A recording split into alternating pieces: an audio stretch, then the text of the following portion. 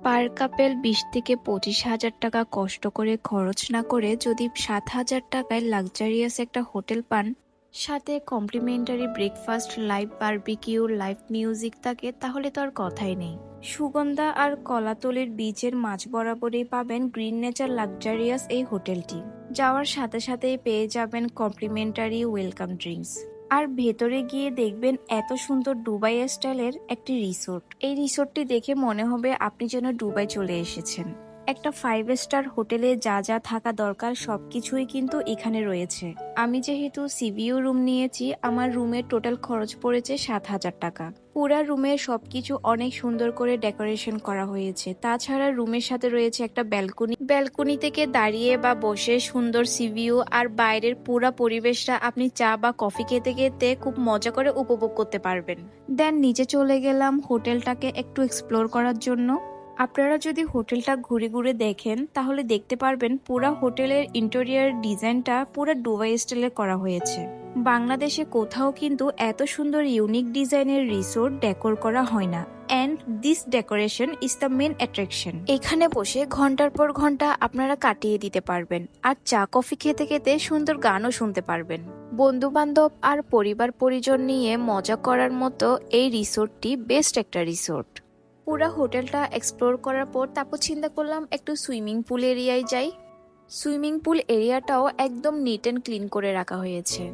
তাছাড়া swimming pool area থেকে খুবই সুন্দর একটা সি ভিউ দেখা যায়।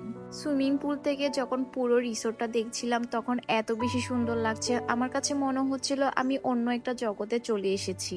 এই রিসোর্টে আসলে কখন যে সময়টা পার হয়ে যায় তার নিজেও টের পাই না।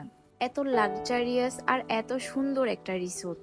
সন্ধ্যার দিকে যখন লবিতে আসি তখন দেখি হোটেলটা আরো বেশি লাক্সারিয়াস লাগছে। লবিতে এত সুন্দর করে লাইটিং আর ডেকোরেশন করা হয়েছে, আপনার যদি ভালো না লাগে আপনি লবিতেও এসে সময় কাটাতে পারবেন। রাত্রেবেলা দেখি এই রিসোর্টের সৌন্দর্য আরো দ্বিগুণ বেড়ে গিয়েছে।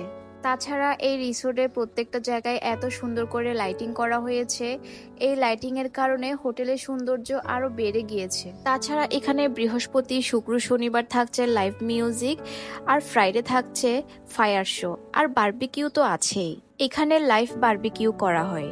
আপনারা চাইলে শো দেখতে দেখতে লাইভ বারবিকিউ অর্ডার করতে পারেন। সাথে ফ্রাইড রাইস বা অন্যান্য খাবারও কিন্তু এখানে রয়েছে। আমরা যেহেতু বৃহস্পতিবার যাই, বৃহস্পতিবার আমরা লাইভ মিউজিক পাই, আর এখানে প্রত্যেকটা মিউজিক এত বেশি সুন্দর ছিল, আমার তো মনে হচ্ছিল আমি যেন এখানেই বসে থাকি। ঘুরতে আসার পর যদি রিসোর্টের মধ্যে সবকিছুই পেয়ে যায় তাহলে আমার মনে হয় না এর থেকে আর বেশি কিছু লাগে। আমাদের দেশের সবচেয়ে জনপ্রিয় ট্যুরিস্ট ডেস্টিনেশন হচ্ছে কক্সবাজার। আর এই কক্সবাজার এসে যদি আপনি সুন্দর একটা রিসোর্টে থাকতে পারেন আর এই রিসোর্টে যদি আপনি সবকিছু পেয়ে যান তাহলে এবারের ট্যুরটা আপনার জন্য বেস্ট একটা ট্যুর। মাথার উপরে চাঁদ আর সামনে হচ্ছে সুইমিং পুল, তার সাথে যদি লাক্সারিয়াস একটা হোটেল ভাইব থাকে তাহলে আর কি লাগে। রাতের বেলা সুইমিং পুল এরিয়া সৌন্দর্যটা মনে হচ্ছে আরো দ্বিগুণ বেড়ে গিয়েছে। নেক্সট দিন ছিল কমপ্লিমেন্টারি ব্রেকফাস্ট।